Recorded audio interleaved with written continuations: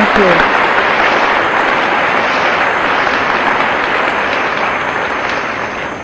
Thank you so very much.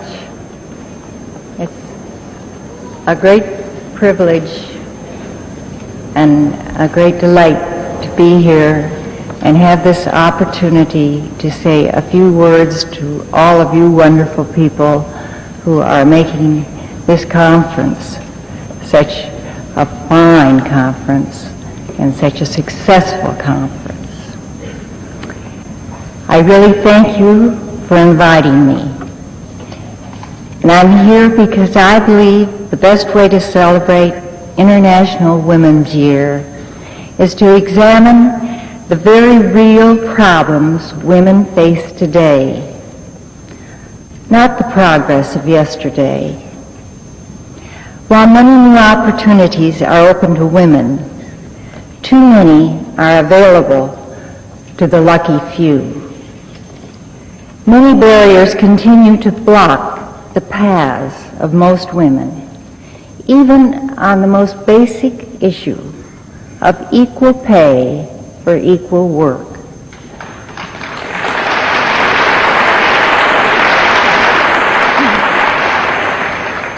And the contributions of women as wives and mothers continue to be underrated.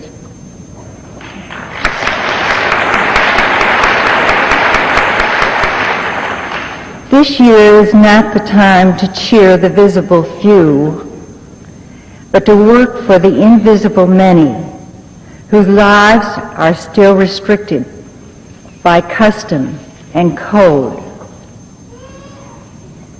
In your working sessions of this conference, you will explore many of the formal and informal restrictions that confine women. Many of these restrictions spring directly from those emotional ideas about what women can do and should do. These definitions of behavior and ability inhibit men and women alike, but the limits on women have been formalized into law and structured into social custom.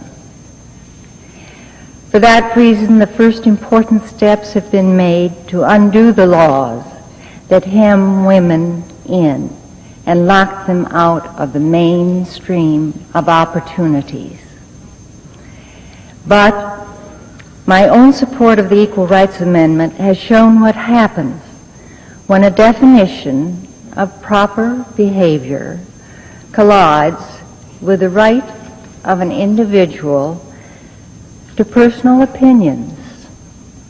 I do not believe that being First Lady should prevent me from expressing my ideas.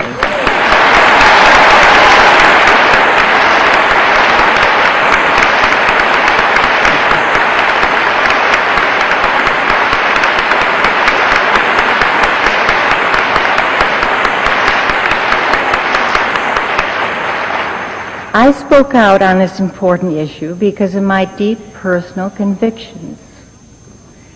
Why should my husband's job or yours prevent us from being ourselves?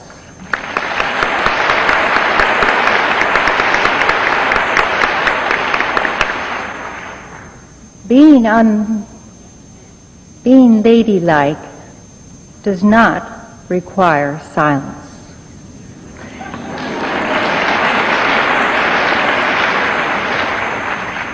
The Equal Rights Amendment, when ratified, will not be an instant solution to women's problems. It will not alter the fabric of the Constitution or force women away from their families. It will help knock down those restrictions that have locked women in to the old stereotypes of behavior and opportunity. It will help open up more options for women. But it is only a beginning. The debate over ERA has become too emotional, because of the fears of some, both men and women, about the changes already taking place in America.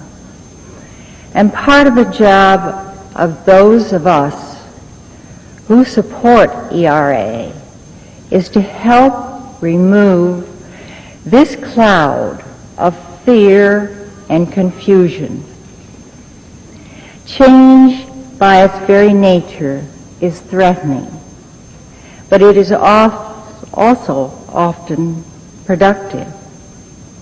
And the fight of women to become more productive, accepted human beings is important to all people of either sex and whatever nationality. I hope 1976 will be the year the remaining 4 states ratify the 27th Amendment.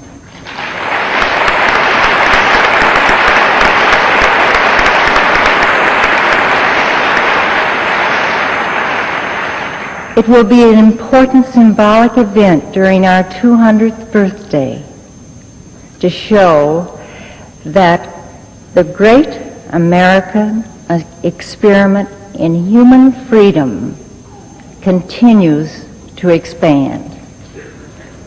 But changing laws, more job opportunities, less financial discrimination, and more possibilities for the use of our minds and bodies will only partially change the place of the women in this country. By themselves, they will never be enough, because we must value our own talents before we can expect acceptance from others.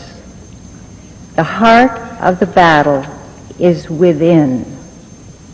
I have been distressed that one unfortunate outgrowth of the debate has been a lack of appreciation of the role of wives and mothers.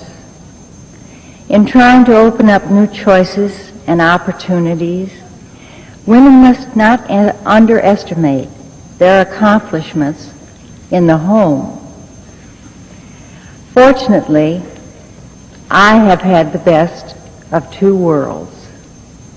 That of a career woman earning my own living, and that of a homemaker and a mother raising 4 individual youngsters who I find most unusual and delightful. But I'm equally proud of both of these opportunities. We have to take that just out of just a housewife.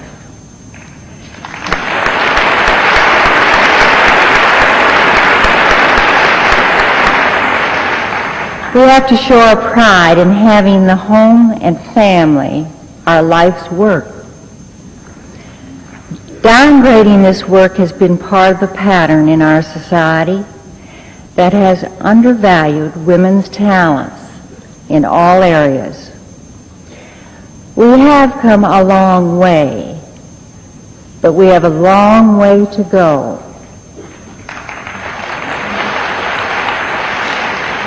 And part of that distance is in our very own mind. Because you are looking at the pattern of discrimination which must be ended before women are truly free. Freedom for women to be what they want to be will help complete the circle of freedom America has been striving for 200 years.